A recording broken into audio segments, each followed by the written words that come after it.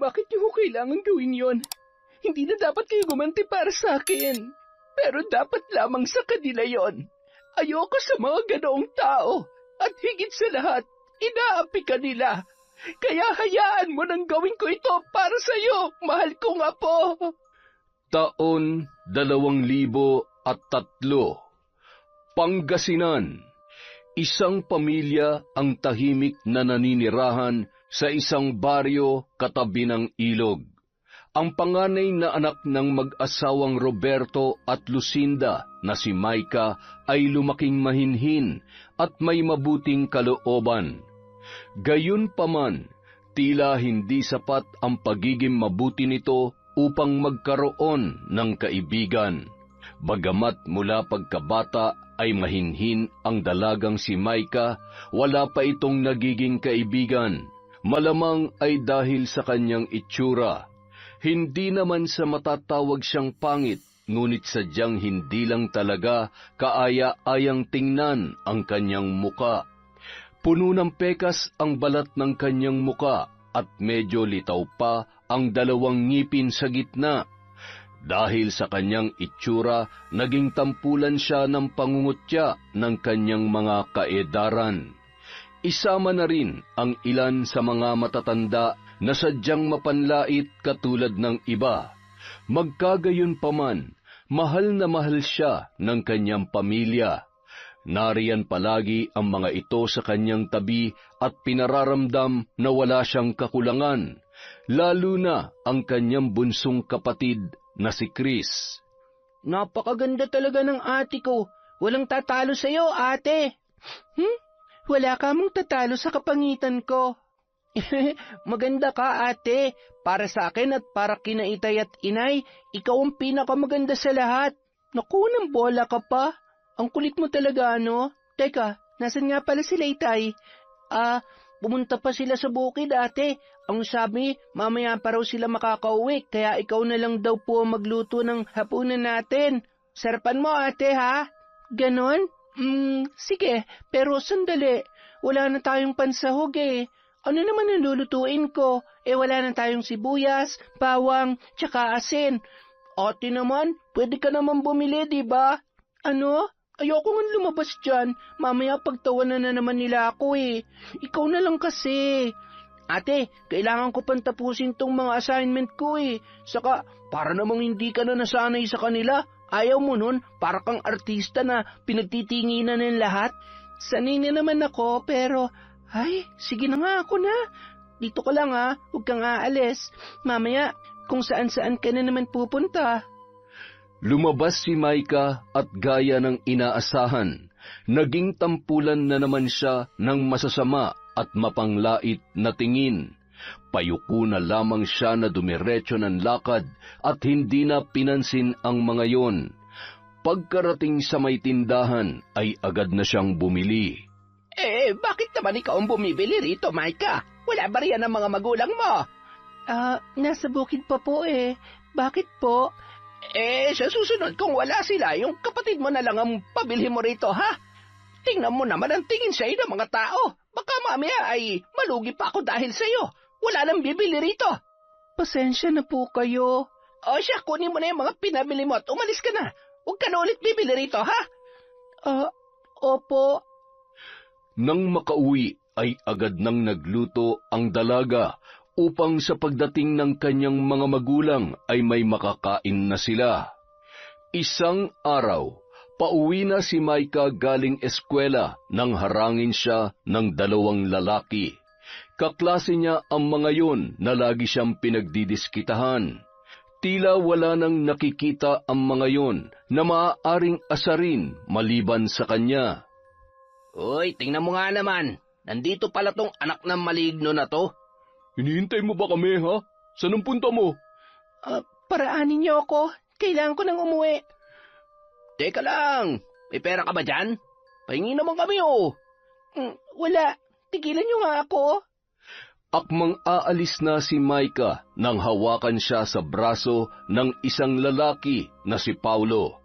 Ngunit napadaing ito ng kagatin niya sa braso. Aray, lintik ka. Bakit mo ginawa yun, ha? Isang malakas na sampal ang tinamo ni Micah mula kay Paulo. Ang lakas ng loob mong kagatin ako? Bisit kang babae ka? Gusto mo na ba mamatay? Naku pare, baka nawaan ka na ng lahi niyan. Lahi maligno ka na rin. Tumigil ka nga dyan. Baka gusto mong sapukin kita. Hoy, ikaw babae. Napatras ang dalaga, nang dahan-dahang lumapit sa kanya si Paulo at masama ang tingin nito. Dinuro-duro pa siya at hinampas-hampas ang muka. Napaluha na lamang si Micah sapagkat batid niya na wala siyang laban kay Paulo. Maya-maya pa, natigil sa ginagawang yon ang binata nang sigawan sila ng isang matandang babae. Lumapit yon sa kanilang kinaroroonan at masamang tumingin sa dalawang mayabang na binata. Hoy, kayo mga bata kayo! Sino nagturo sa inyo na manakit ng babae, ha? Sino ba mga magulang niyo't nang may sumbong ko kayo? Hindi po lola, naglalaro lang po kami. Opo. Ay nako, ako pa talagang niloko ninyo. Kitang-kita ko kung paano niyo saktan ng batang yan. Gusto niyo bang mapabarangay? Mga estudyante pa naman kayo tapos ganyan ang inaasta ninyo. Yan ba ang tinuturo sa inyong eskwelahan? Mga wala kayong modo. Wala kayong galang sa babae. Humingi kayo ng tawad sa kanya. Ano? Ba't naman kami hingi ng tawad sa babaeng yan? Kinagat niya nga ako. Saka, mawalang galang na po. Pero, pwede bang huwag kayo makailam rito? Paulo, ano ba? Huwag ka na sumagot. Nahuli na nga tayo eh. Pasensya na po. Micah, pasensya ka na. Uy, suriin mo yung mukha mo. Aba, siya, umalis na kayo bago ko pa kayo isumbong sa mga ginagawa ninyo. Huwag niyo na itong uulitin, ha? Opo, pasensya na po ulit. Tayo na pare. Pagkaalis ng dalawa ay saka naman nilapitan ng matandang si Linda, ang dalagang si Micah na noon ay napahanga ng matanda. Ayos ka lang ba, iha? Wala bang masakit sa'yo? Opo, wala naman po. Salamat po sa pagtulong niyo kanina, ha? Ang galing niyo po doon. Nako, wala yon. Kahit naman matanda na ako hindi nila ako maaaring maliitin.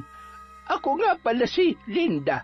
Pero wag mo rin naman akong tawaging Lola Linda, ha?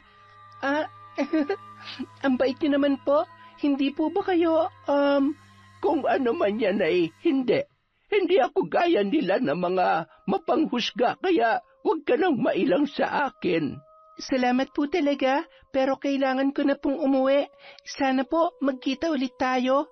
Dito lang rin naman ako nakatira, kaya hindi malabo yan. Sige po, babay na po. Salamat po talaga. Nakangiting umuwi si Micah sa kanilang bahay na ipinagtaka ng kanyang pamilya. Kadalasan kasi, malungkot ang kanyang muka o kaya ay humihikbi na alam na naman nila kung ano ang dahilan. Aba, mukhang masaya ka ngayon, anak ah. Ano nangyari? May nanliligaw na ba sa'yo, ate? Ano nanliligaw? Sino yan, ha? Aba, ay kailangan niyo munang humarap sa akin. Ang ganda-ganda ng anak ko tapos hindi man lang magpapakilala ang manliligaw na yan. Tapos sa kalsada pa, ay hindi pwede sa akin yan. Oo nga, anak. Ipakilala mo naman yan sa amin. Papuntahin mo rito at nang may pagluto ko. Ano ipagluto? Hindi. Makikipag-inuman muna siya sa akin bago niya makuha ang sagot ko kung papayag ba akong manligaw sa akin pinakamamahal na anak. Hay nako, diyan kayo magaling na mga lalaki eh. Puro na lamang kayo inuman. Napatawa na lamang si Micah sa reaksyon ng kanyang mga magulang at kapatid. Hindi pa nga siya nakakapagsalita ay naunahan na siya, kaya hindi tuloy sila magkaintindihan. Wala po. Ano ba naman kayo? Wala akong manliligaw. Saka, imposible naman po na may pumatol sa akin, no? Bakit ka nga nakangiti, ate? Kasi nga, tinulungan ako ng isang matanda kanina dun sa mga nanlalait sa akin. Alam niyo ho, kahit matanda na siya, ang astig pa rin niya. Kung ganun, dapat isinama mo rito sa bahay at nang may pagluto ko at nang mapasalamatan. hindi ko na po naisip yun eh. Pero nagpasalamat na rin naman po ako sa kanya kanina. Kinagabihan, napabalikwas ng bangon si Micah. Tila hindi siya makatulog. Weirdo man pakinggan, ngunit bigla niyang naisip na ano nga ba ang pakiramdam ng may manliligaw. Nang may lalaking nagkakagusto sa'yo, tanggap niya na rin noon pa sa sarili na wala nang magkakagusto sa kanya dahil sa kanyang itsura. Ngunit napapaisip pa rin siya kung ano nga ba ang pakiramdam noon. Nakatulugan niya na lamang ang isiping yun. Kinaumagahan, papasok na naman siya sa eskwela at habang nasa daan ay nasalubong niya ang matandang nagpakilalang Linda na nagtanggol sa kanya. Lola Linda? Oh, ikaw pala. Kumusta ka na? Papasok ka na ba, iha? Opo. Kayo po, saan po kayo pupunta? Ay, napadaan lamang ako. Heto, tanggapin mo ito. Ako mismo nagluto niyan. Masarap yan. Kainin mo yan, ha? Nako, hindi po ba nakakahiya? Baka po may iba pa kayong pagbibigyan nito. Hindi, wala. Ang totoo niyan, para sa'yo talaga yan. Kaya sige na, tanggapin mo na, huwag ka nang mahiya. Ang bait niyo po talaga. Sana naging lola ko na lamang kayo. Pwede naman. Bakit naman hindi? Totoo po? Yehey! Ay, sige na. Lumakad ka na't baka mahuli ka pa sa klase mo, apo. Salamat po, Lola. Habang naglalakad si Micah, hinarang na naman siya ng isang grupo ng mga kalalakihan na tila naghahanap ng gulo. Oh, Micah, parang ang saya mo ah. Bakit? Sa tingin mo ba maganda ka? Baka naman nananaginip siya na naging isa siyang diwata. Uy, ano ba kayo? Huwag nga kayong ganyan. Huwag niyong ginaganyan si Micah. Baka mamaya umiyak yan. Ang pangit na nga, iiyak pa. Lalo yung papangit. Tuluan sipon at lalabas pa yung dalawa niyang ngipin. Nagsitawanan ang mga lalaki. Nawala na naman ang ngiti sa labi ng dalaga. Ngunit bumalik din agad ng paghahampasin ni Lola Linda ang mga kalalakihan. Kayong mga bata kayo, bakit ganyan ang ugali ninyo, ha? Hindi ba kayo marunong rumespeto ng kapwa nyo? Bakit puro na lang panlalait ang alam ninyo? Aray Lola, tama na po. Hindi na po ulit. Alam nyo, bawal lang talagang pumatol sa matanda kaya hindi ko to papatulan. Abay, dapat lang. Matuto naman kayong gumalang. Opo, alis na po kami. Tara na mga tol, baka kung ano pa magawa sa atin ni Lola. Hinabol pa rin ng matandang si Lola Linda ang mga kalalakihan gamit ang kanyang tungkod. Natatawa naman si Micah habang pinagmamasdan ang kaganapang yun. Kalaunan, bumalik ang matanda at hinarap siya. Alam mo, iha, paminsan-minsan, hindi rin masama ang pumatol. Oh, nakita mo yon? Tinakbuhan lang ako samantalang ang yayabang kanina. Kasi naman po, Lola, matanda na kayo. Kaya nirerespeto nila kayo at hindi pinapatulan. Ay, nako. Alam mo, wala naman sa edad yan. Nasa tapang at diskarte. Dahil kapag patuloy mo lang sila na hinayaan na apihin ka, makakasanayan nila yan hanggang sa iisipin nila na kayang-kaya kanila. Sana nga po. Sana balang araw matuto rin akong lumaban. Ay, sige na. Mahuhuli ka na sa eskwela. Magmadali ka na. Matamis nang umiti si Micah sa kapatakbong naglakad patungo sa eskwelahan. Pinagmasdan lang siya ng matanda pagkuway na pabuntong hininga. Magmula nung araw na yon, naging malapit na sila sa isa't isa. Naging mas malapit na nga siya rito kesa sa kanyang ina.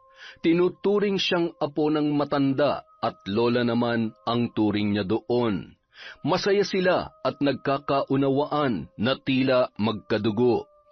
Naging madalang na rin ang pangungutya sa kanya dahil sa matandang yon na parati siyang ipinagtatanggol at pinagbabantaan na kapag hindi pa tumigil ang mga kalalakihan ay malalagot sila. Medyo nakakatakot naman kasi ang itsura ni Lola Linda. lalong-lalo na kapag pinandilatan na sila ng mata. Ang buong akala ni Micah ay magiging maayos na ang lahat. Ngunit isang araw, Nabalitaan niyo ba? Patay na raw si Paulo.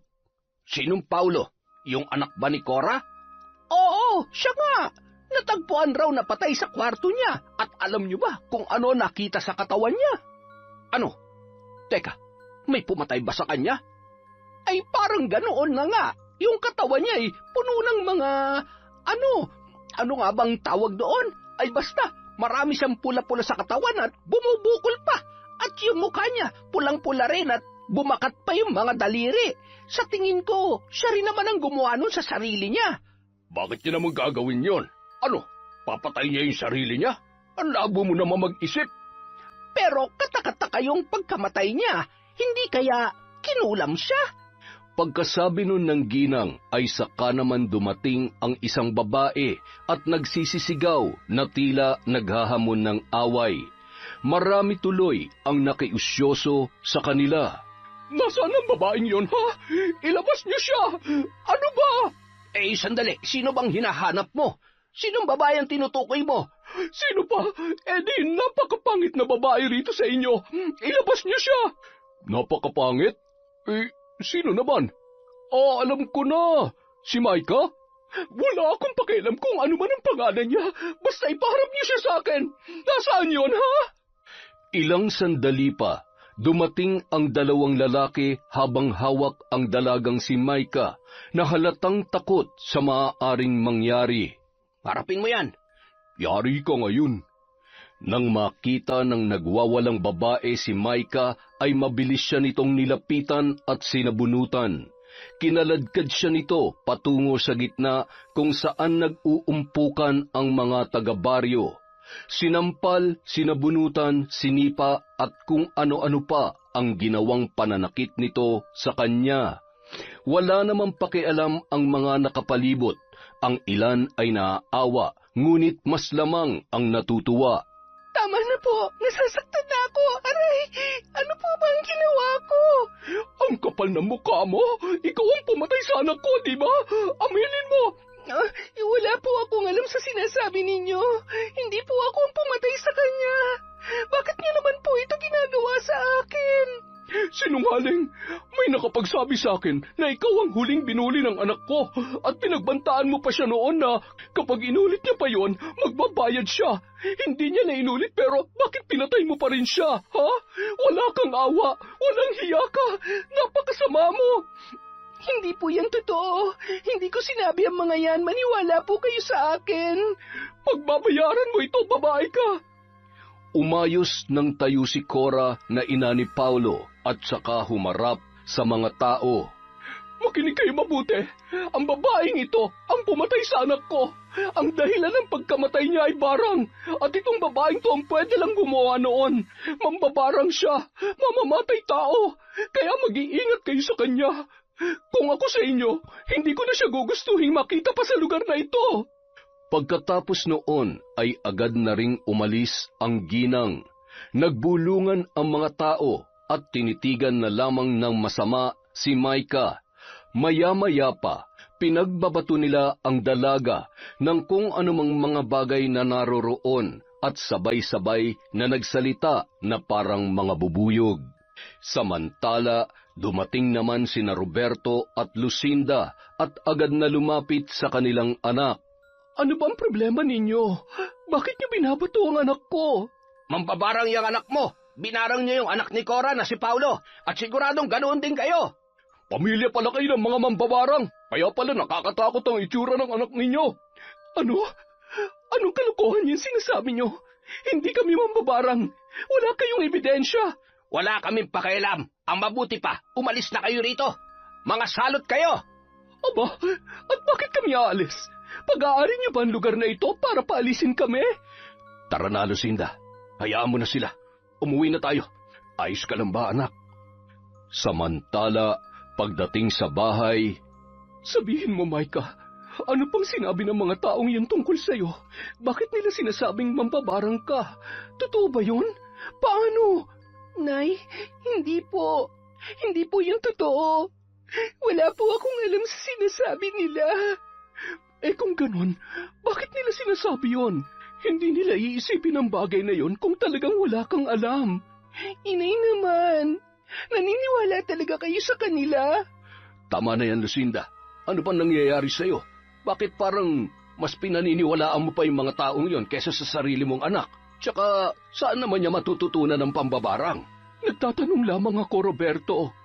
Maika, ano ba ang totoo? Wala po talaga, Nay.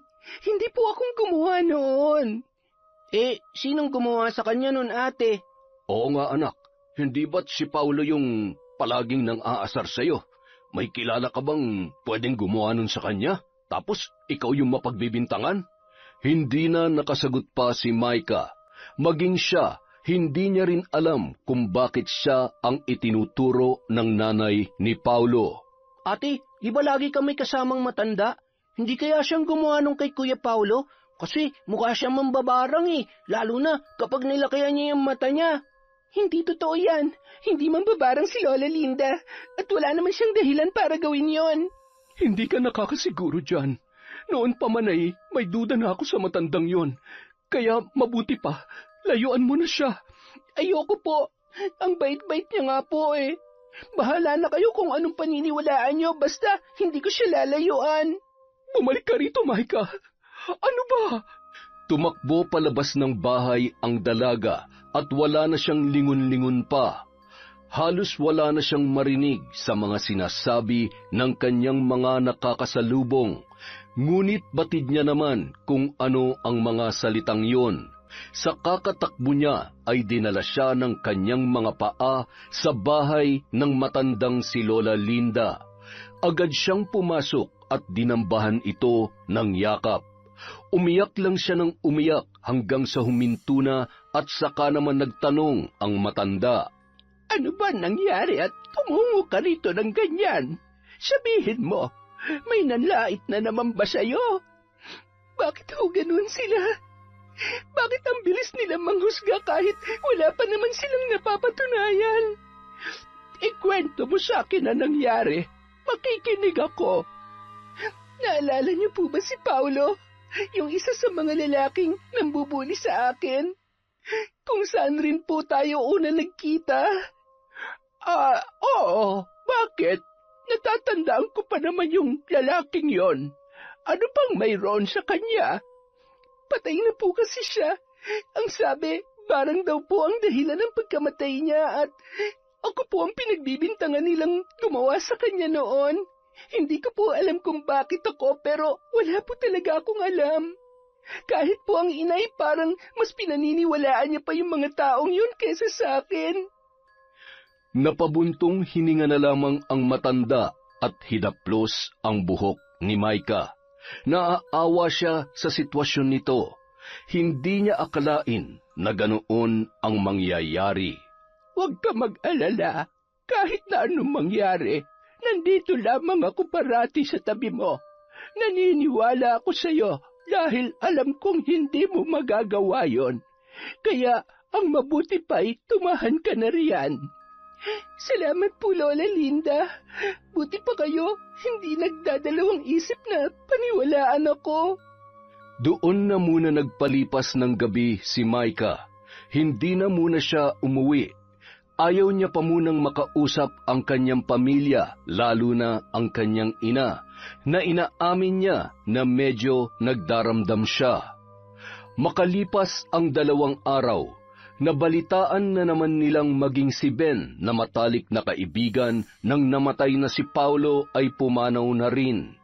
At kung ano ang sinapit ng isang binata ay ganoon din ang nangyari sa kanya. Labis na nagdamdam ang mga magulang ng 2 magkaibigan. Wala pa rin silang ibang iniisip na pwedeng gumawa noon kundi si Micah. Gaya ni Cora, sumugod rin ang ina ni Ben at ipinahiya ang dalaga na kanilang pinagbibintangan. Pinagkalat noon sa buong baryo na mambabarang daw si Micah, kaya naman mas dumoble ang paghihirap na kanyang naranasan sa kamay ng kanyang mga kapitbahay. Hindi na siya lumalabas upang maiwasan ang mga taong mapanghusga. Samantala, sa palengke kung saan nagtitinda ang mag-asawang Roberto at Lucinda. Huwag kayong bumili sa mga yan. Baka malasong kayo. O kaya, baka nilagyan nila ng kung anong gayuma o orasyon yung mga pinagbebenta nila. Hoy, ano bang pinagsasasabi mo dyan? Huwag mo nga kaming sinisiraan. Ang kapal na mukha mo. Palibhasa, tuyot na yung mga paninda mo, kaya sinisiraan mo kami sa mga mamimili. Kayo, huwag kayo magpapapaniwala sa mga sinasabi niyan. Sinungaling ang taong yan. Asus, Lucinda, kalat na yon sa buong baryo, yung tungkol sa ginawa ng anak mo dun sa 2 estudyante na nanlalait sa kanya noon. Sino pa ba naman ang gagawa nun kundi ang anak nyo lang? Teka lang, sandali pare ha. Huwag naman kayo magsalita ng ganyan. Naghahanap buhay kami rito na maayos tapos ganyan ang gagawin mo. Wala naman sanang siraan. At pwede ba, huwag mong dinadamay rito si Micah. Hindi totoo ang mga binibintang nyo sa kanya at wala naman kayong patunay na siya nga ang may gawa kaya pwede ba manahimik na lamang kayo? Tigilan yung anak namin. Nakikiusap ako bilang kanyang ama. Pinamumukha mo na sinungaling ako. Ganun ba? Sa'yo na nanggaling yan. Tama na, Roberto. Mabuti pa huwag mo nang patulan ng mga kulang sa pansin na gaya ng lalaking yan. Dahil sa matumal na benta, nagpasya na lang ang mag-asawa na umuwi na nang matingnan na rin ang kalagayan ng anak nilang si Micah. Hindi ko na talaga kaya ito. Micah, anak, aminin mo na lang kasi at humingi ka ng tawad. Kung kinakailangang lumuhod ka sa harap nila, humalik sa lupa, gawin mo para tigilan na nila tayo. Ano naman po ang aaminin ko sa kanila, Nay? Wala nga po. Tsaka ang turo niyo sa akin noon, huwag akong hihingi ng tawad kung alam kong wala naman akong kasalanan. Hindi ba, Nay? Anong gagawin mo? Pababayaan mo na lang sila na ganyanin tayo? Mabuti sana kung ikaw lang ang naapektuhan, pati rin kami. Yung kapatid mong si Chris na dadamay na rin sa panlalait nila. At ikaw, hindi ka na pumapasok. Kami ng itay mo, wala nang bumibili ng mga gulay sa amin dahil sa'yo. Kaya humingi ka na lamang ng tawad para matigil na sila. Yun lang naman ang gusto nila eh. Ibigay mo na para bumalik na sa normal ang pamumuhay natin. Wala nang ibang paraan, Micah. Napatayo mula sa pagkakaupo ang dalaga at umiiyak na hinarap ang ina. Hindi niya matanggap ang mga sinabi nito. Mababalik sa normal ang buhay natin, Nay. Kayo lang po yun, hindi po ako. Kasi mula noon hanggang ngayon, hindi naman naging maayos ang buhay ko eh. Puno ng panlalait, tawanan at panghusga. Yun lang po ang natatanggap ko mula sa mga kapitbahay natin. Akala ko, ayos lang dahil nandyan naman po kayo na pamilya ko para sa akin. Para palakasin ang loob ko. Tapos ngayon, inaakusahan nila ako sa bagay na hindi ko naman ginawa. Bakit pa kasi ayaw niyo maniwala sa akin? Ganun po ba talaga kahirap paniwalaan ng isang pangit na katulad ko? Magulang ko po kayo, Nay. Tigilan mo na nga yung kakadrama mo. Alam mo, nagkaganyan ka lang naman mula nung makilala mo yung matandang Linda na yun eh. Ano bang mga sinasabi niya sa'yo, ha? Ano, nilaso niya na ba ang isip mo? Bakit niyo po ba dinadamay dito si Lola Linda? Wala po siyang kinalaman dito. Alam niyo po kung anong problema? Kayo, masakit po sa akin na mismong pamilya ko, hindi ako magawang paniwalaan. At kung sino pa po yung hindi ko kadugo, siya pa yung nandyan para sa akin. Lucinda, tama na. Micah, anak, pumasok ka na muna sa kwarto mo. Sige na. Kayo po, Tay. Hindi rin po ba kayo naniniwala sa akin? Hindi naman sa ganoon, anak. Basta, pumasok ka na lang muna dun sa kwarto mo at mag-uusap lang kami ng inay mo. Pare-pareho lang po pala kayo. Akala ko kakampi ko kayo pero nagkamali pala ako. Hindi ako makapaniwala. Huwag po kayo mag-alala. Mula ngayon hindi na ako uuwi rito. Hindi na rin ako magpapakita sa inyo para hindi na maging magulo ang buhay ninyo. Teka, saan ka pupunta? Anak, bumalik ka rito! Micah! Nakita mo na, Roberto? Nakita mo na kung anong natutunan niya sa matandang yon. Naging bastos at palasagot na siya. Huwag ko lang talaga makita ang Linda na yan, dahil baka tumigil ka na. Ano ba nangyayari sa iyo, Lucinda? Bakit gano'n mo nalang pagsalitaan ng anak natin, ha? At bakit hindi? Totoo namang dahil sa kanya kaya nagkakandaletse-letse ng buhay natin ngayon. Isang malakas na sampal ang natanggap ng babae mula sa kanyang asawang si Roberto. Naririnig mo ba ang sinasabi mo? Kahit anong mangyari, anak pa rin natin si Micah. At nandahil sa atin, kaya kahit kailan, hindi niya naranasan na maging masaya at magkaroon ng kaibigan dahil sa itsura niya. Roberto, kahit ako naguguluhan din. Hindi ko na alam kung sinong paniniwalaan. Pero sa nakikita ko kay Micah, mukhang mali yata na isipin natin na totoong binibintang sa kanya ng mga tao. At saka, paano naman magagawa ni Micah na barangin ng dalawang yun? Wala nga siyang alam pagdating sa mga ganung bagay. At lalong hindi niya magagawang pumatay. Kaya pwede ba tumigil ka na dyan sa kahibangan mo? Mahiya ka sa sarili mo. Anak natin si Micah. At bilang magulang, tungkulin natin na protektahan ang mga anak natin kahit ano pa ang mangyari. Ay, pasensya ka na. Alam ko na naguguluhan ka lamang sa ngayon. Pero huwag natin tong gawin sa anak natin. Umalis din si Roberto na sinundan naman ni Chris na kanina pa nakikinig sa kanilang usapan. Naiwan doon mag-isa si Lucinda habang pinoproseso pa sa kanyang utak ang sinabi ng asawa. Samantala, habang naglalakad si Micah, mayroon na namang humarang sa kanya. Bakit nandito ka pa mambabarang ka, ha? Umalis ka na rito. Oo nga, salot. Baka mamaya kami naman ang biktimahin mo. Napatigil rin ang mga tao nang dumating ang ama niyang si Roberto at sinaway ang mga kalalakihan. Hoy kayo, wala kayong karapatan na gawin yan sa anak ko. Pwede ba lubayan niyo siya? Ang yayabang niyo, ang papangit niyo naman. Ako na lang ang labanan niyo. Aba, yabang mong bata ka. Pinagtatanggol mo pa talaga yung anak mo mambabarang? Dapat nga dyan, sinusunog ng buhay eh. Ba, gusto mo ba masaktan, ha? Gusto niyo kayo sunugin ko ng buhay? Mga wala kayong respeto. Respeto? Hindi naman karespeto yung anak mo eh. Tara na nga pare. Baka mahawa pa tayo sa pagiging malas niya mga yan. Balak pa sana silang sugurin ni Roberto, ngunit pinigilan na sila ni Micah. Nagtungo na lang sila sa medyo tagumpwesto at doon nag-usap. Pasensya ka na anak kung nangyayari to sa'yo. Kasalanan ko, nagkulang ako bilang ama. Hindi kita na ipagtanggol ka agad noon. Patawarin mo sana ako. Oo nga ate, sorry din kung naging tahimik lang ako. Ayos lang yun sa akin. Natutuwa ako na dumating kayo para ipagtanggol ako. Ang inay po pala. Iniwan namin siya ni Itay dun sa bahay. Umiiyak siya. Umiiyak? Bakit? Huwag mo nang intindihin yon. At pagpasensyahan mo ni rin ang inay mo. Magulo lang ang isip nun kaya niya nasabi yung mga yon. Ay siya nga pala. Anong balak mo ngayon? Buti pa umuwi ka na sa bahay. Hindi pa po ako handa eh. Masama pa rin po ang loob ko kay inay. Baka magkasagutan lang kami ulit kapag umuwi ako sa bahay. Saan ka naman pupunta, ate? Kay Lola Linda. Doon na muna ako sa kanya. Welcome naman ako sa bahay niya eh. Tsaka, wala pong nananakit sa akin kapag naandun ako sa kanya. Takot po kasi sa kanya mga tao dito. Sigurado ka ba riyan, anak? Opo. O sige, kung yan ang desisyon mo, hindi kita pipigilan. Basta kung gusto mong umuwi ka lang ha. Maghihintay kami sa'yo.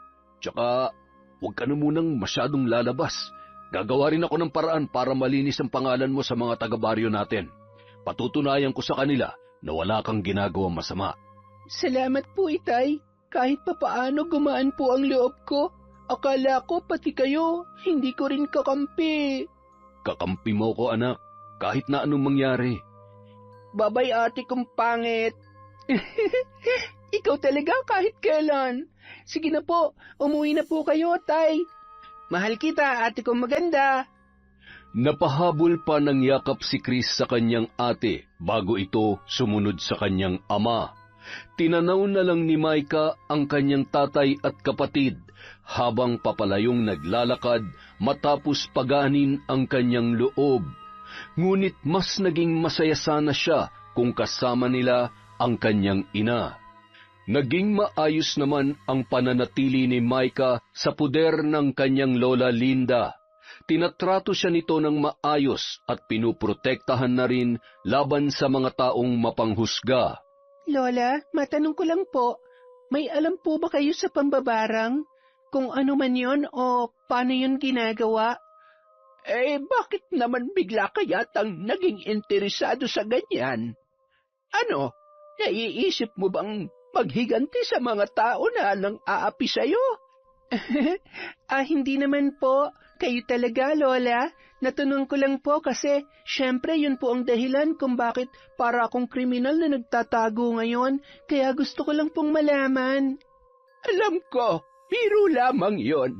Sa totoo lang, Apo, mas mainam ang barang kung may mga kaaway ka na nais mong gantihan. Pero ayaw mong malaman nila na ikaw ang may gawa. Pwede mo rin silang mapatay kahit saang lupalop man sila ng lugar, basta't mayroong ka lang retrato nila o kaya ay kahit isang gamit nila, gaya ng damit, suklay, kwintas o kahit na ano, basta't sila lamang ang gumagamit ng bagay na yon. Paano po kung may ibang gumagamit nun? Kunwari, damit, ano po mangyayari? Hindi yun epekto. Kailangan kasi talaga'y pagmamayari nila. Madali lang pumatay ng tao gamit ang pangkukulam o barang, Apo. Ano pong pinagkaiba nun, Lola? Mas malala ang barang kumpara sa kulam. Madaling kontrahin ng mga albularyo ang kulam, ngunit ang barang, kailangan muna nilang harapin ang mambabarang at labanan ito para mawala ang epekto ng salamangka. Gamit ang barang, makokontrol mo rin ang mga insekto, pati na ang isip ng tao, pero panandalian lamang yon. Kadalasan kasi sa mga insekto talaga ito umiepekto ng matagal o pwedeng permanente na. Grabe naman po pala yon, pero may mga ganong klaseng tao po ba talaga pumapatay gamit ang kulam o barang? Oo naman, Apo. Lalo na nung mga kapanahunan ko pa. Nung mga kaedaran mo pa lamang ako, usong-uso yan noon. Ay, naalala ko tuloy nung bata pa ako. Mayroon din akong karanasan sa ganyan kasama yung lola ko pa sa tuhod. Talaga po? May karanasan kayo sa ganon? Ano po yon? Kwentahan niyo naman po ako, Lola. Gusto ko pong malaman. Sigurado ka ba? Baka mamaya yan iwasan mo na ako kapag naikwento ko yun sa'yo. Si Lola naman, hindi po. Siguradong hahanga pa po ako sa inyo. Ay, sige.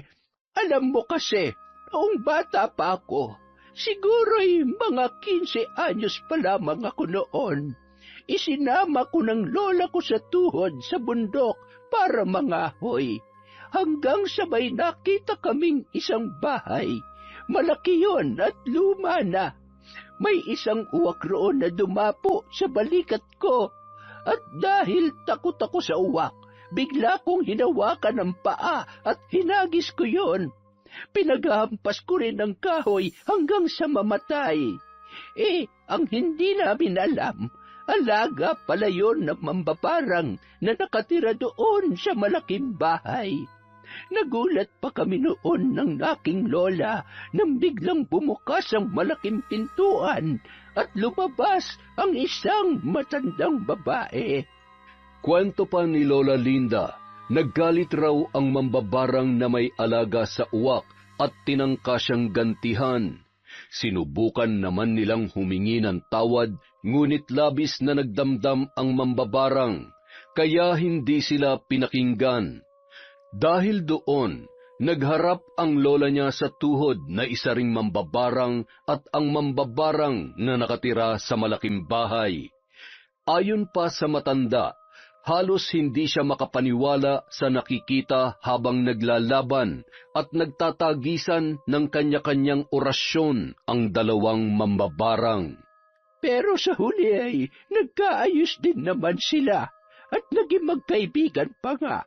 Mahabang kwento kung paano, ngunit ang pagharap nilang yon ay nauwi rin naman sa pagkakaibigan. Nakakatawang isipin, ano?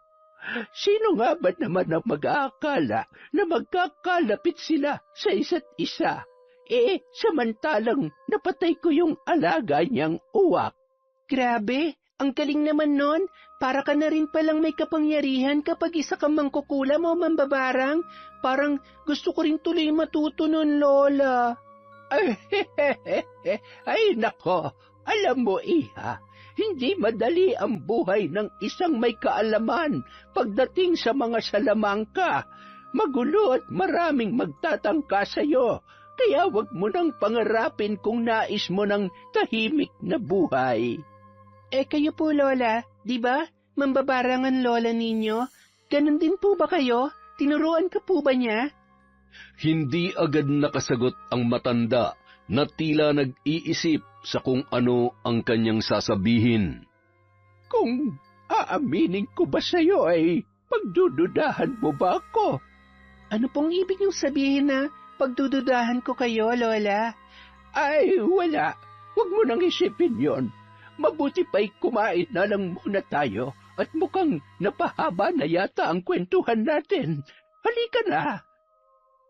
Lola, matanong ko lang po, wala po ba kayong pamilya, anak o apo? Nung dumating po kasi ako rito, mag-isa lamang kayo. Ngayon lang po ako naglakas loob na magtanong sa inyo kasi baka po magalit kayo sa akin. Wala na akong pamilya, apo. May anak ako pero nasa ibang bansa na siya nakatira ngayon. Nakalimutan niya na siguro ako kaya hindi ako binibisita. Siguro may mga anak na rin siya at may apo na ako, pero ni isa man lang sa kanila ay walang nakakaalala sa akin. Pero ayos lamang yon. Tanggap ko na rin naman na ako ay kinalimutan nila. Nakakalungkot naman po yun, Lola. Huwag po kayo mag-alala, hindi ko po kayo iiwan. Kahit hindi man po tayo magkadugo, itinuturing ko na po kayong parang tunay kong lola. Salamat, apo. Hindi talaga ako nagsisisi na nakilala kita. Sana gaya mo rin ang anak at apo ko. Sana ay kasing bait mo rin sila. Ano ba naman yan, Lola? Ang drama naman natin. Kumain na nga lang po tayo. Kinabukasan, payapang nakaupo si Micah sa upuan na gawa sa kahoy habang pinagmamasdan ang magandang tanawin sa kanyang harapan. 2 linggo na rin ang nakakalipas mula nung lumipat siya sa puder ng matandang si Linda. Ibig sabihin, 2 linggo na rin niyang hindi nakikita at nakakasama ang kanyang pamilya. Gustong-gusto niya nang makita at makausap ang mga yon, ngunit hindi pa maaari. Iniisip niya kasi na baka makagulo na naman siya. Isa pa, mainit pa rin ang mata sa kanya ng mga tao. Napalingon ang dalaga nang may mapadaang isang lalaki at lumapit sa kanya. Akma sana siyang aalis, ngunit pinigilan siya nito. Sandali lang, ikaw si Micah, di ba? Bakit? Anong kailangan mo? Ano kasi, paano ko ba sasabihin? Ano ba kasi yon? Nandito ka ba para husgahan at saktan ako? Kung ganon, gawin mo na ngayon para lang makaalis na ako. Hindi ganon, nagkakamali ka. Nandito ako para, may kilala ka bang Linda ang pangalan? Matanda na siya. Si Lola Linda? Lola mo siya? Pero, bakit ganun? Ano bang kailangan mo sa kanya? Bakit mo siya hinahanap? Kasi ganito yun eh. Naalala mo ba sina Paulo at Ben? Namatay sila dahil sa barang, di ba? Oo, at ako pa nga ang pinagbibintangan nila na gumawa nun. Kaya paano ko naman hindi maaalala yon? Hindi nga ikaw ang gumawa dahil yung matanda. Yung Lola Linda na sinasabi mo, Siya ang pumatay dun sa dalawang yun. Maniwala ka sa akin. Anong sinasabi mo? Nagsasabi ako ng totoo. Nakita ko mismo kung paano mamatay sina Paulo at Ben sa kamay ng babaeng yun. Mambabarang siya. Mambabarang? Hindi mambabarang si... Napatigil si Micah nang maalala ang kwento ni Lola Linda na ang lola niya sa tuhod ay isang mambabarang.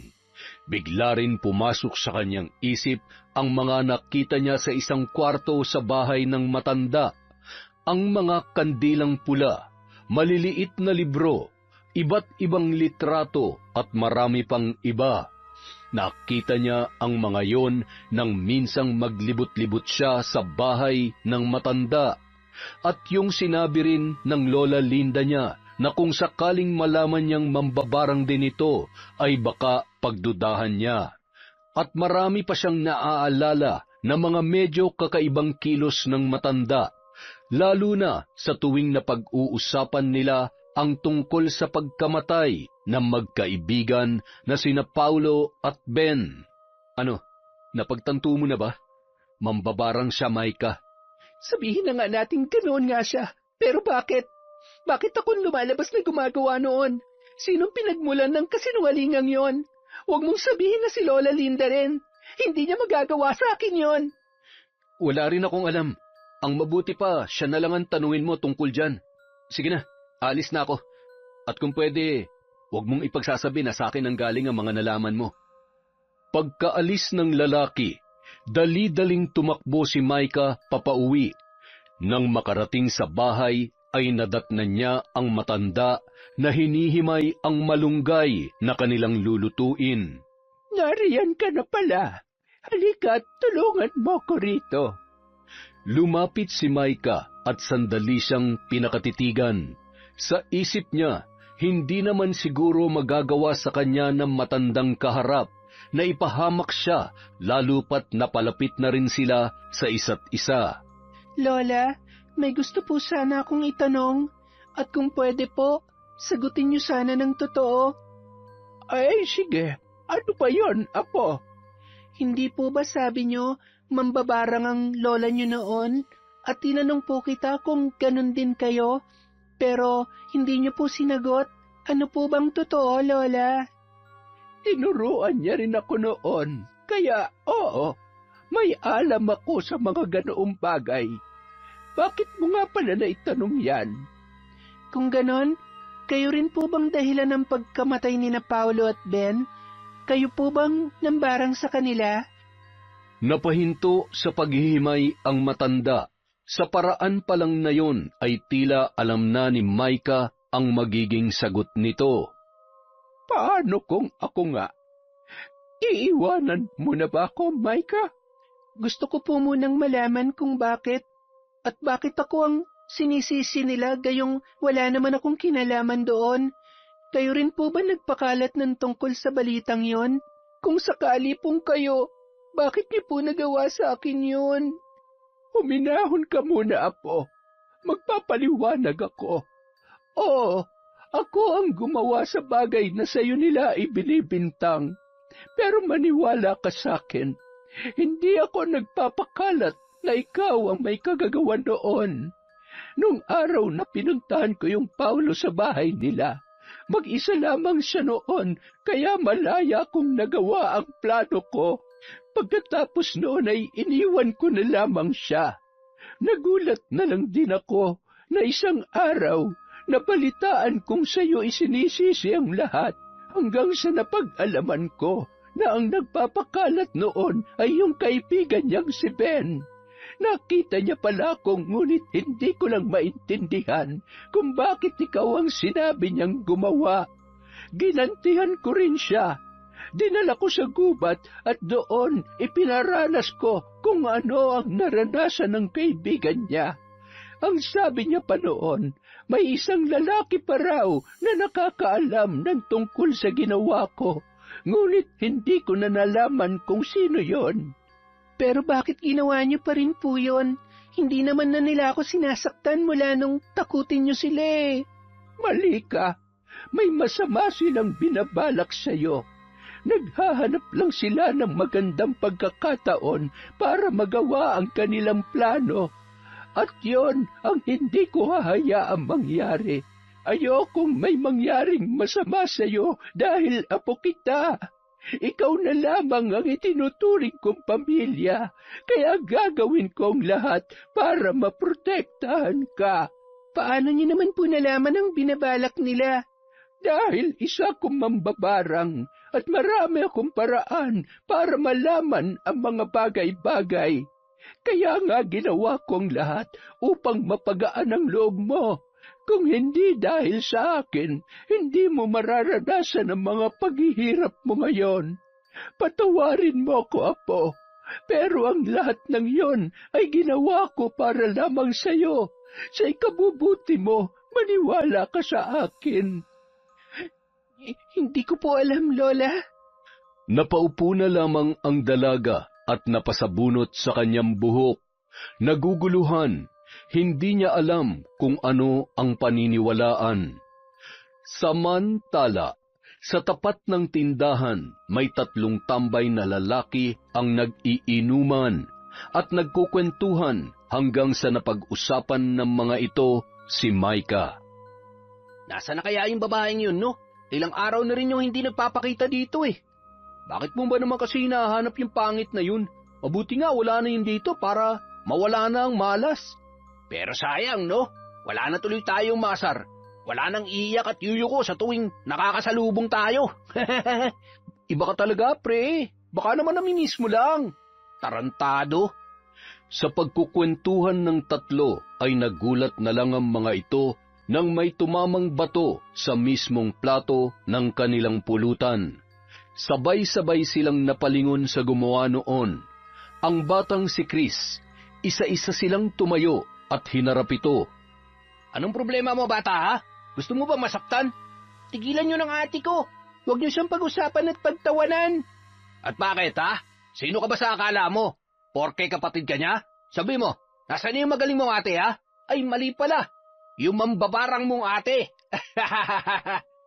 Sinugod si Jonas ng batang si Chris at itinulak.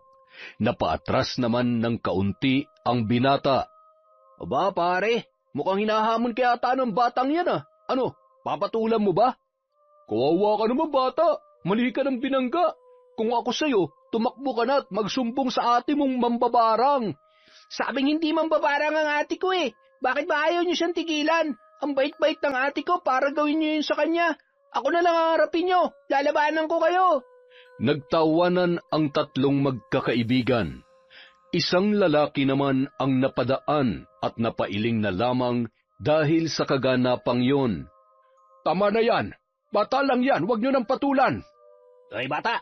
Ano bang gusto mo, ha? Gusto ko lang lubayan niyo ng ate ko.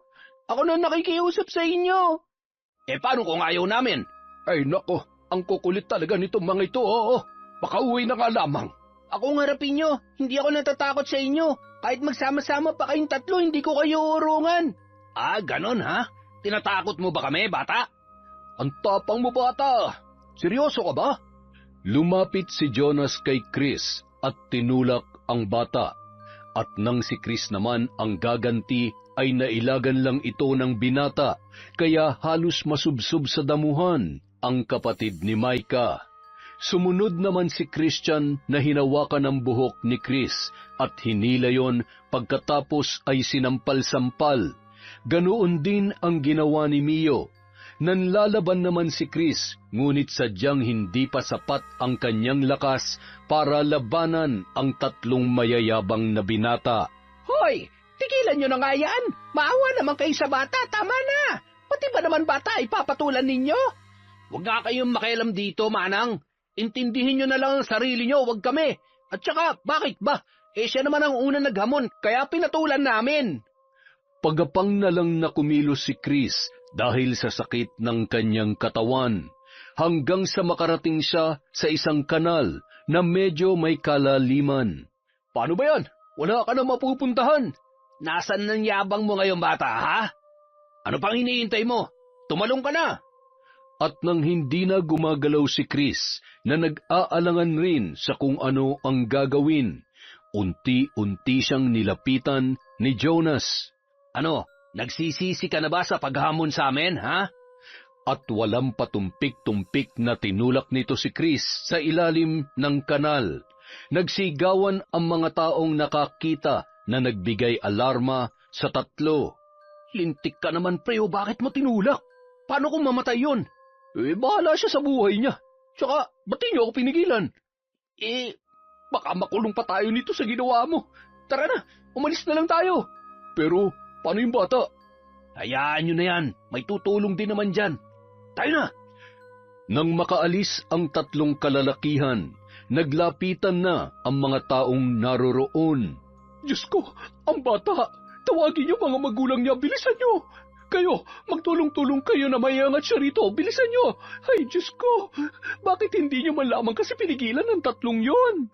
4 na kalalakihan ang bumaba sa kanal upang tulungan ang nahulog na si Chris, na kasalukuyan na ring walang malay. Samantala, hindi nagkikibuan ang mag-asawang sina Roberto at Lucinda habang magkaharap na kumakain. Magmula kasi nang umalis si Micah ay hindi na rin sila masyadong nagpapansinan. Masama pa rin ang loob ni Roberto sa asawa dahil sa mga sinabi nito sa kanilang anak. Roberto, may balita ka na ba kay Micah? Kung ano mga ginagawa niya? Saan siya pumupunta? Kumakain pa ba siya? Maayos ba ang lagay niya? Bakit? Iniimbestigahan mo ba siya na parang kriminal? Ano ka ba naman? Hindi ganun yun. Nag-aalala lamang ako sa kanya. Pwede bang pauwiin mo na siya? Gusto ko na siya makita at makasama. Makikinig naman yun sa iyo dahil maayos kayo nung umalis siya. Sige na, gusto ko na makita ang anak ko. Hihingi na ako ng tawad sa kanya. Nagsisisi na ako sa mga nasabi ko.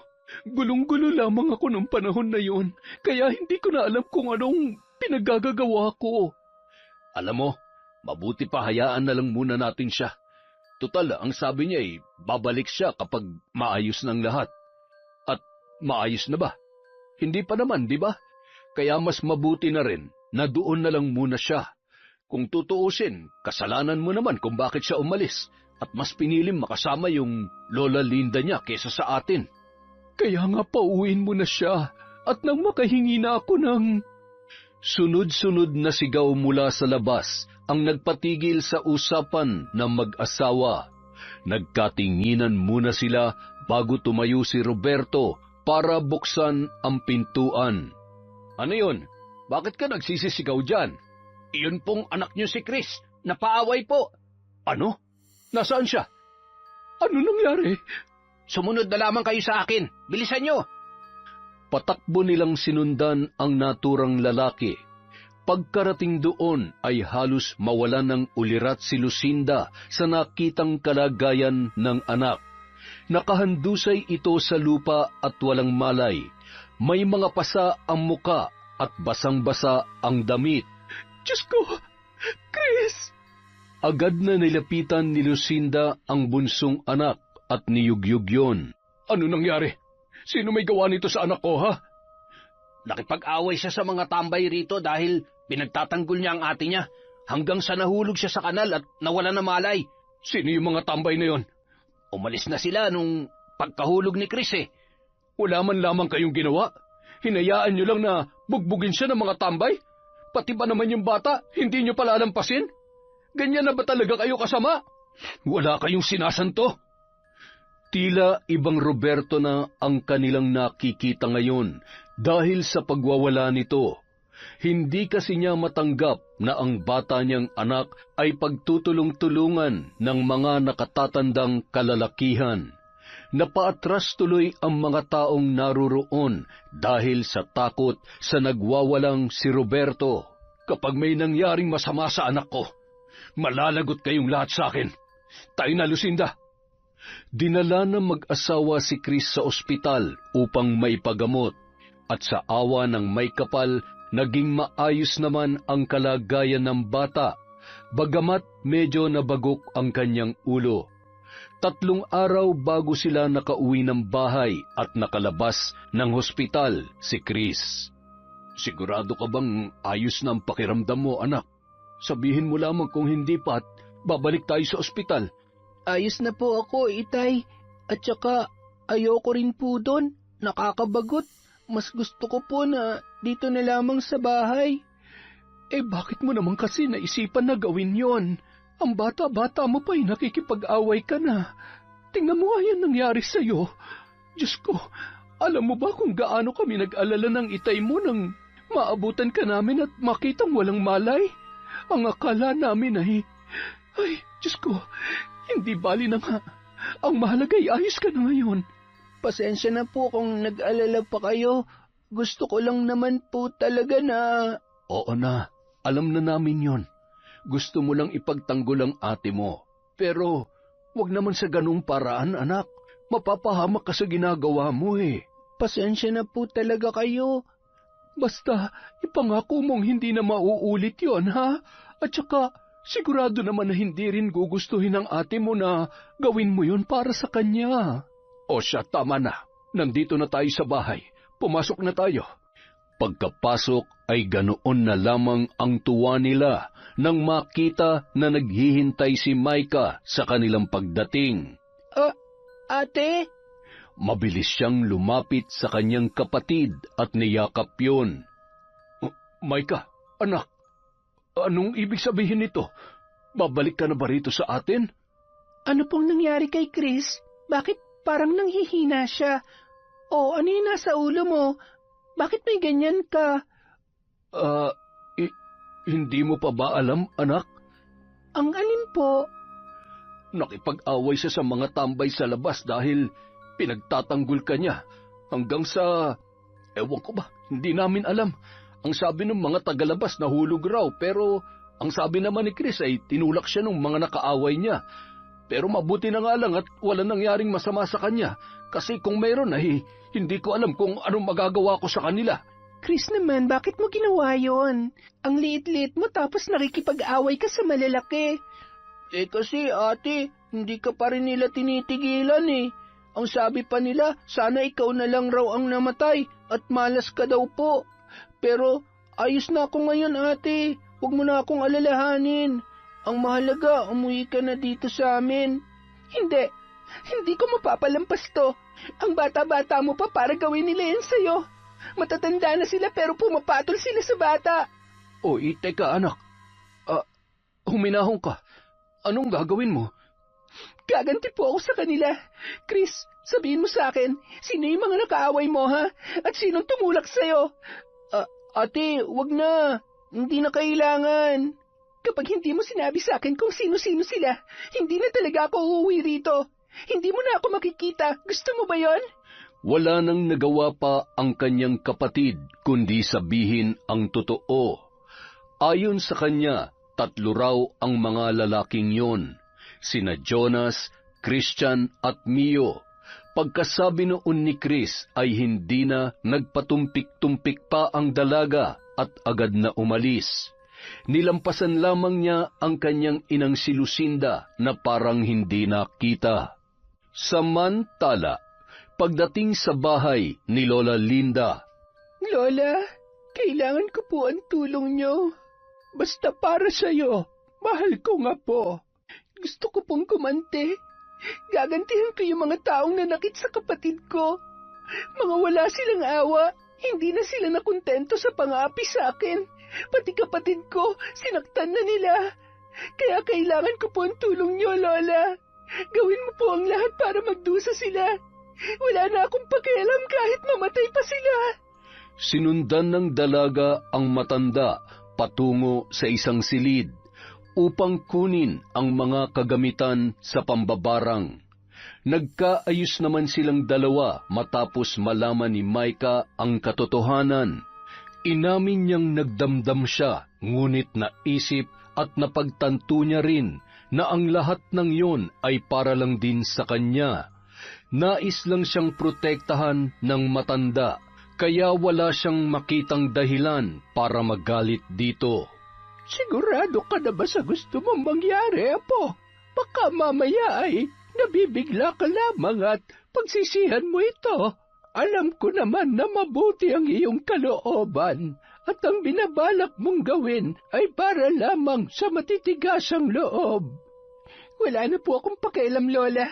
Sa ginawa nila sa kapatid ko, mas lalang binigyan nila ako ng dahilan para maging gaya nila na masama at walang puso.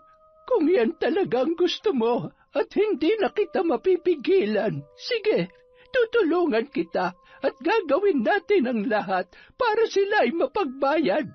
Hindi lang para sa kapatid mo, kundi para na rin sa'yo. Napabuntong hininga na lamang at napatango ang dalaga. Samantala, kasalukuyang pasuray-suray na naglalakad sina Christian at Mio dahil sa kalasingan. Lumabas sa pinagtataguan si Micah at hinarap ang dalawa. Teka, di ba si Micah yan? Yung mambabarang? At yung... ano nga ba yun? Yung kapatid nung tinulak natin sa kanal, yung batang si Chris, nakakatawa ang itsura niya, di ba? Pareho silang pangit. O ikaw, anong ginagawa mo rito, ha? Gagantihan mo ba kami? Sana, pero dahil mukhang masayang-masaya pa kayo sa ginawa niyo sa kapatid ko, hindi na lang. Kasi hindi sapat sa inyo ang basta gantihan lang. Ang dapat sa inyo, mawala na. Yabang mo, ah. Bakit? Kaya mo kami, ha? Kahit lasing kami, kaya ka namin patumbahin. Di ba, Tol? Tol, Mio, nasa ka na? Pare, tulungan mo ako. Ano nangyayari sa'yo? Bakit mo sinasakal ang sarili mo? Baliw ka na ba? Hindi ko mapigilan. Ang sakit. Hindi ko makontrol ang sarili ko. Lintik, ano ba nangyayari? Hoy, babae, anong ginawa mo, ha? Ano sa palagay mo, ha? Totoo nga ang mga sabi-sabi na mababarang ka. Salot ka talaga kahit kailan. Akmang susugurin na ni Christian si Micah, ngunit bigla na lamang napatigil ang lalaki nang hindi niya magawang igalaw ang kanyang katawan. Tila ba nanigas siya sa kanyang kinatatayuan. Ilang segundo pa ay lumabas ang matandang si Lola Linda. Wala kang karapatang saktan ang apo ko. Lola? Anong ginagawa niyo sa amin, ha? Pakawalan niyo kami! Aray! Itigil niyo na to! Nasasaktan ako! Alam niyo, ang mga katulad niyo, mga mapanghusga, mapanlait, at hindi iniisip kung nakakasakit na ba ng damdamin ng iba ang mga salitang binibitawan niyo, dapat sa inyo pinuputulan ng dila, o kaya hindi na dapat kayo nabubuhay. Ano bang kadramahan ng pinagsasasabi mo dyan? Hoy, matanda! Anong ginawa mo sa katawan ko, ha? Bakit hindi ako makagalaw? Mas matatanggap ko pa sana na ako na lang ang laitin at ipahiya ninyo. Pero kung idadamay nyo pati ang kapatid ko na ang gusto lamang ay ipagtanggol ako, hindi ko na magagawang tiisin yon. Sige na, Lola Linda, gawin nyo na po. Anong gagawin niya? Pakawalan niyo kami! Ayoko pa mamatay! Nang sa wakas ay naigalaw na ni Christian ang kanyang katawan, agad itong tumakbo ng mabilis at iniwan ang kanyang kaibigan na si Mio. Ngunit nagulantang ang naiwang kasama nang makita ang papatakas na kaibigan na bigla na lamang nagkikisay at kitang-kita niya rin kung paano ito dumugin ng mga insekto at pumasok yon sa kanyang katawan. Dala ng sobrang takot, naihina lamang ang binata sa kanyang pantalon. Tatakas ka rin ba, iho? Gusto mo bang matulad sa kanya? Lumuhod ang binata sa harap ng dalawa at umiyak na nagmamakaawa. Patawarin niyo na po ako. Kung ano man na nagawa ko sa kapatid mo, Micah, pinagsisisihan ko na yon. Nakikiusap ako, huwag niyo akong papatayin. Gusto ko pa po mabuhay. Pakakawalan ka namin kung sasabihin mo kung saan namin matatagpuan ang isa niyo pang kasama, si Jonas. Sa bahay ng tiyahin niya sa kabilang baryo. Siya na lang mag-isa ron. Nandoon siya. Ayan, nasabi ko na. Siguro naman pakakawalan niyo na ako, di ba? Lumapit ang matanda kay Mio at itinapat ang mga palad nito sa ulo ng lalaki, sabay umusal ng orasyon. Ilang sandali pa, tumayo ang lalaki at naglakad na tulala at parang wala sa kanyang sarili. Ano pong ginawa niyo sa kanya? Hindi po ba siya makakapagsumbong, Lola? Nawala na siya sa katinuan. Makakausap siya, ngunit mga walang kwentang bagay lamang ang kanyang sasabihin. Yan ang kapalit ng hindi niya pagkamatay. Ang mahalaga ay buhay pa rin naman siya, hindi ba? Gaya ng kanyang nais. Ay, teka, kailan pala natin pupuntahan yung Jonas na yon? Ngayon na po, Lola. Para bago matapos ang gabing ito, tapos na po ang lahat. Nagtungo sila sa sinasabing bahay ni Mio, kung saan naroon si Jonas. Pumasok si Micah sa loob, habang naiwan naman ang matanda sa labas. Naabutan niya ito na nagduduyan habang naninigarilyo. Mukhang ang sarap ng buhay mo, ah. Kumusta naman ang pakiramdam ng nagtatago? Teka, bakit nandito ka, ha? Paano mo nalaman na nandito ako? Tinuro ka ng kaibigan mo. Nandito ako para pagbayarin ka sa ginawa mo sa kapatid ko. Na mag-isa ka lang pumunta rito? Babae ka pa. Seryoso ka ba, ha? O nagpapatawa ka lang talaga? Saka, ano naman ngayon kung may ginawa ako sa kapatid mo? Kasalanan niya rin naman yon. Pasagot-sagot siya eh. Ayoko pa naman ng mga batang palasagot. Kaya yun nangyari sa kanya, bagay lang sa kanya yun. Ah, ganun ba? Oo, kaya pwede ba umalis ka na? Pangit mo. Bago pa may mangyaring masama sa'yo rito. Alis na! Ano ba? Sabing alis na eh. Babalik na sana si Jonas para sumakay ulit sa duyan nang biglang lumakas ang ihip ng hangin. May naririnig rin siyang mga tunog ng bubuyog sa kanyang tainga kahit wala naman siyang nakikita kahit isa. Ano yun? Bakit ganun? Ang ingay ah. Ikaw ba may gawa nun? Ako!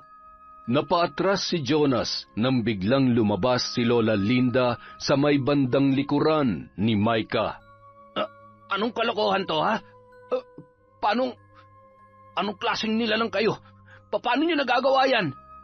Kung anong binibintang niyo sa akin noon, si Lola Linda yon. Mga mangkukulam kayo, mga mambabarang, mga bruha. At ngayon, handa ka na bang magbayad sa mga kasalanan mo? Bakit? Diyos ka ba, ha? Batas ka ba? Pulis? Para singilin ako sa mga kasalanan ko? Nahihibang na kayo. Lola, siguro mas mabuting patakasin na lang natin siya. Ay, sige, Apo. Kung yan ang gusto mo, sigurado ka ba? Dapat lang. Mga lintik kayo. Huwag kayong susunod.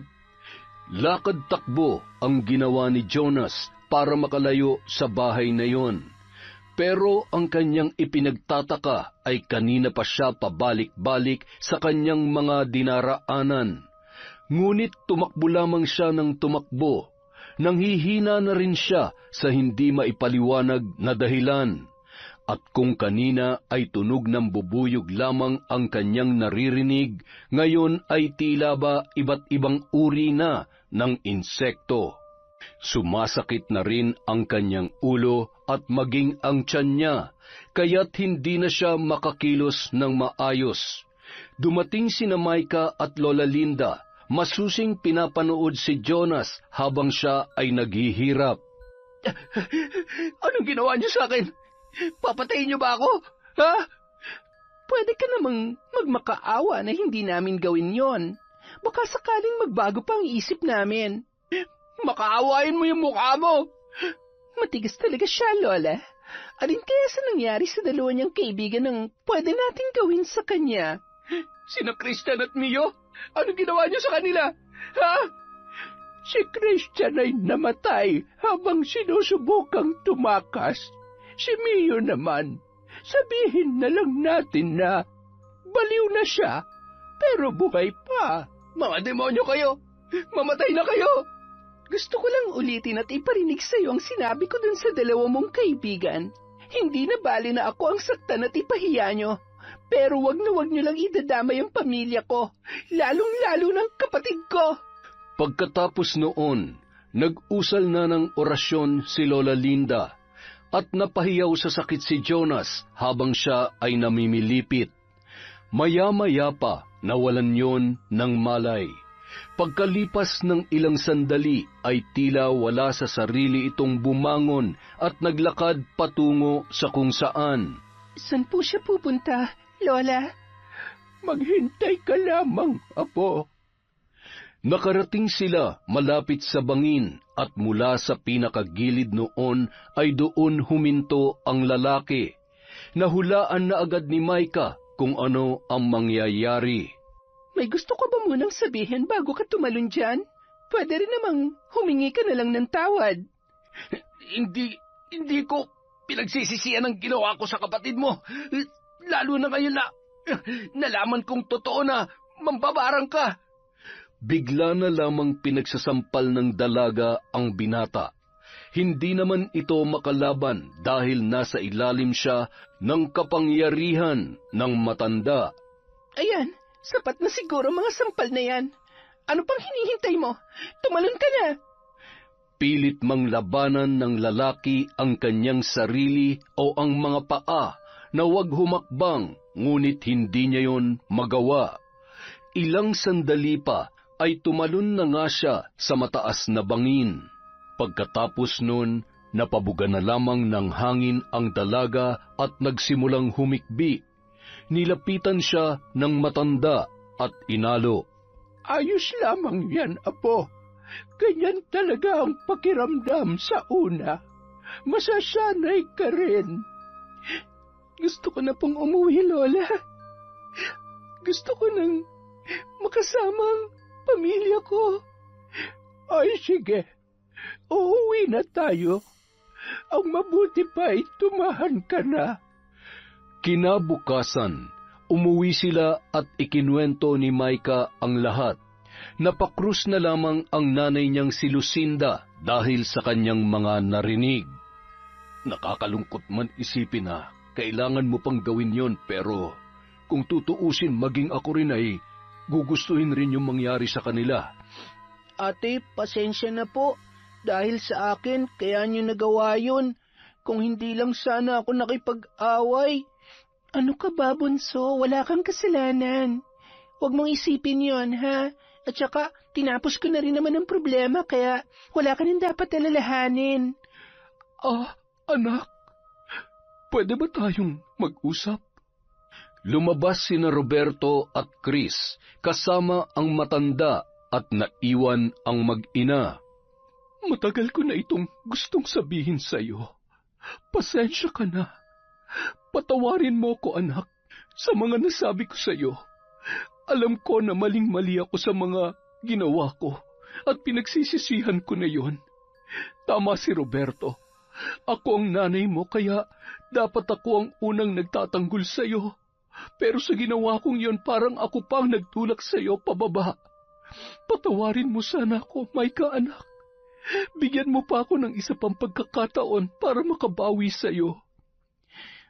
Ayos na po yun, Nay. Huwag niyong isipin yon. Ang totoo niyan, gusto ko rin pong humingi ng tawad dahil sa mga pagsagot ko sa inyo noon.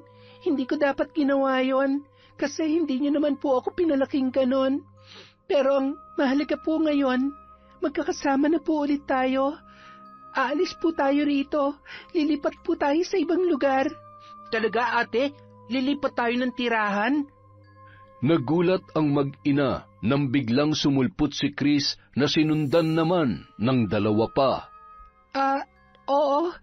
Kung ayos lang po sa inyo para makaiwas na rin po tayo sa mga naging problema natin sa lugar na ito. Ay, ayos lang naman sa akin. Kung saan ang gusto nyo, basta masaya kayo, doon na rin ako. Ako rin po. Kahit saan, ayos lang po ako.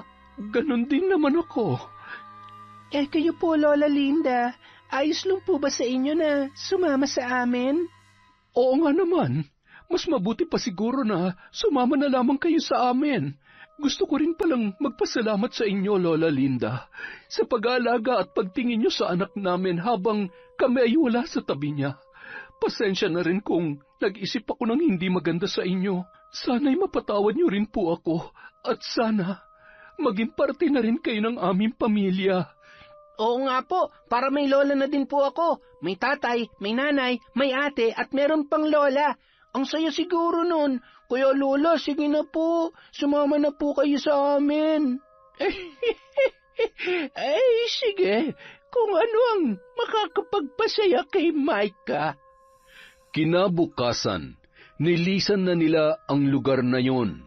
Lumipat sila sa isang lugar kung saan walang nakakakilala sa kanila at ang mga tao ay hindi gaanong mapanghusga sa mga katulad ni Micah na may pangit na itsura.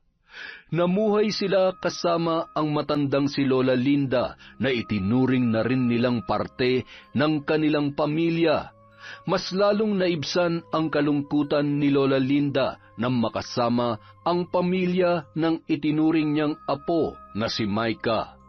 Dahil doon, hindi na siya gaanong nangungulila sa anak na nasa malayo, na tila nakalimot na sa kanya. At higit sa lahat, namuhay sila bilang isang pamilya kung saan walang ibang mararamdaman kundi ligaya at saya. Yon ang sarap magkaroon ng mapayapa at masayang pamilya. Ang ganda na naman ng kwento natin. Maraming salamat po uli sa walang sawang pagsubaybay sa Kwentong Enteng. Ang shoutout natin sa susunod na video.